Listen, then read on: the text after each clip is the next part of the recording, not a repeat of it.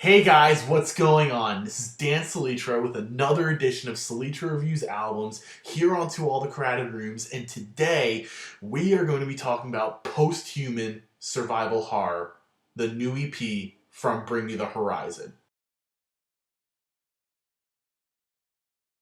It's so interesting to see how Bring Me the Horizon really evolved their sound over their almost 20-year long career, and seeing how they can pull off so many different genres and other artists soon to follow is a real testament to the band. I'm also happy to say that this is probably the first release of theirs since 2010's There Is a Hell that I genuinely can't stop listening to.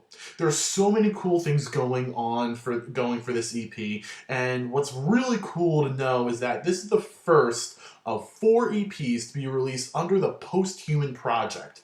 That was announced back in March. So we're definitely going to be talking about those really soon when they come out. Now, this intro has been going on for just a little bit, so let's just get right into it. Now, here's the real question I want to ask. Do I really need to give this band an introduction? They're one of the most popular bands of the last 10 years. These guys always have set the standard for up-and-coming bands for a very long time. But if you're genuinely unfamiliar with these guys, here's the most condensed version I can give and some of my personal experiences with the band. Bring Me the Horizon are a 5-piece metalcore outfit from Sheffield, South Yorkshire, England, and they have been a constant presence in the heavy music scene since 2004. During the band's earlier years, they were categorized as a deathcore band when they first released Count Your Blessings, and that in 2006.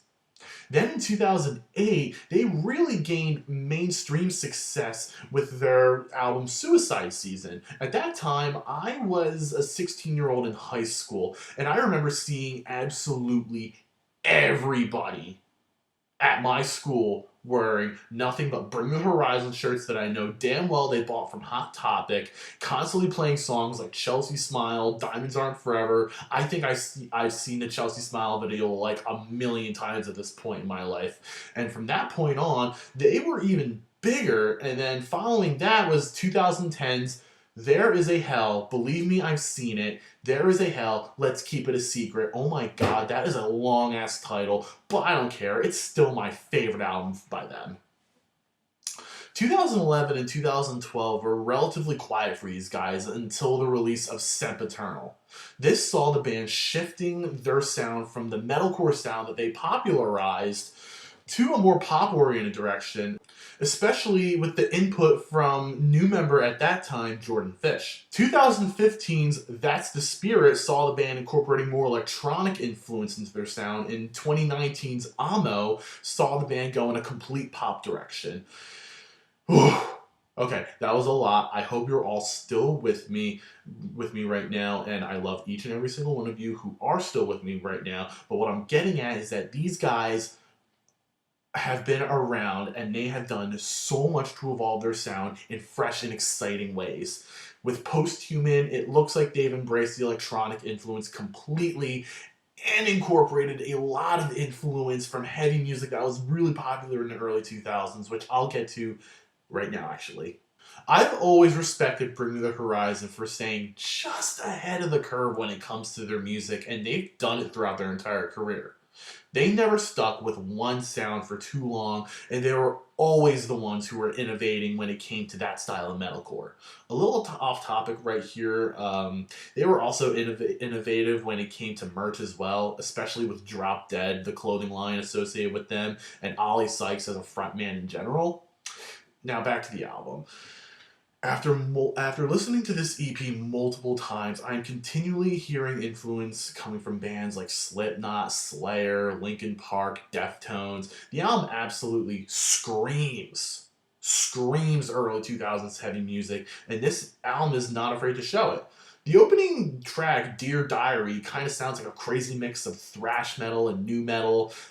Musically, the thrash metal influence is there, and what I mean by the nu metal influence, I mean Ollie seems to be really influenced by Corey Taylor from Slipknot. There's kind of like this weird, throughout the song there's this melody that kind of made me think of Slipknot's Iowa days, which is totally fine by me because Iowa is my favorite Slipknot album. I also want to point out something that I noticed that really sticks out like a sore thumb when it comes to that track specifically. There's a riff about 2 minutes in that sounds like it's actually lifted from a Deftones song, specifically the song Swerve City.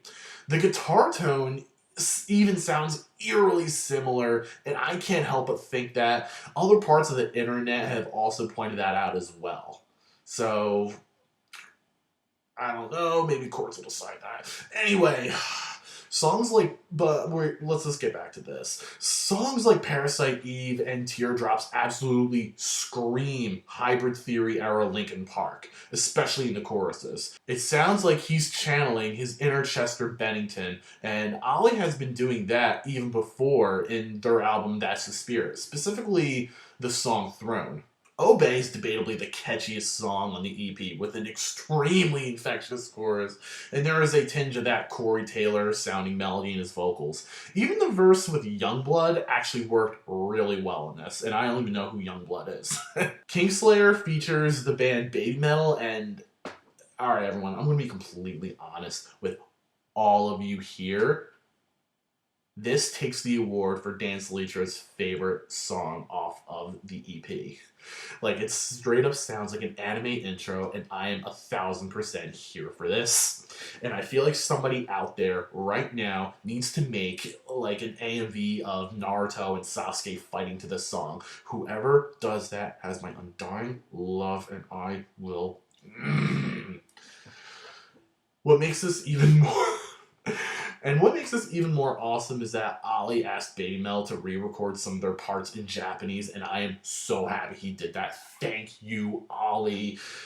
What I'm really getting at here is there's a lot of experimentation in this EP, and it shows track after track after track. Lyrically, there are a lot of themes of dystopia, isolation, and uncertainty in the world that are found in this EP.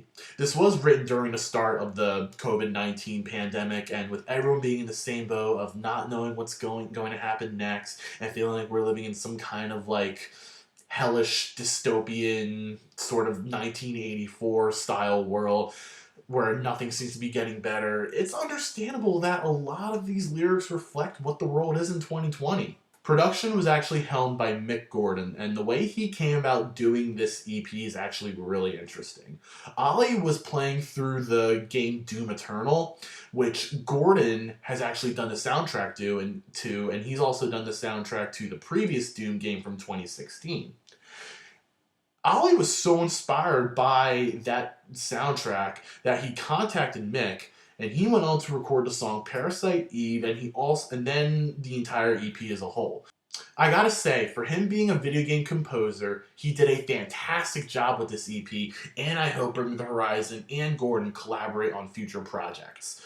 Every instrument hits hard, the electronics from Jordan Fish have always added so much more to Bring the Horizon sound, and overall, I thought this was a very great choice for a producer.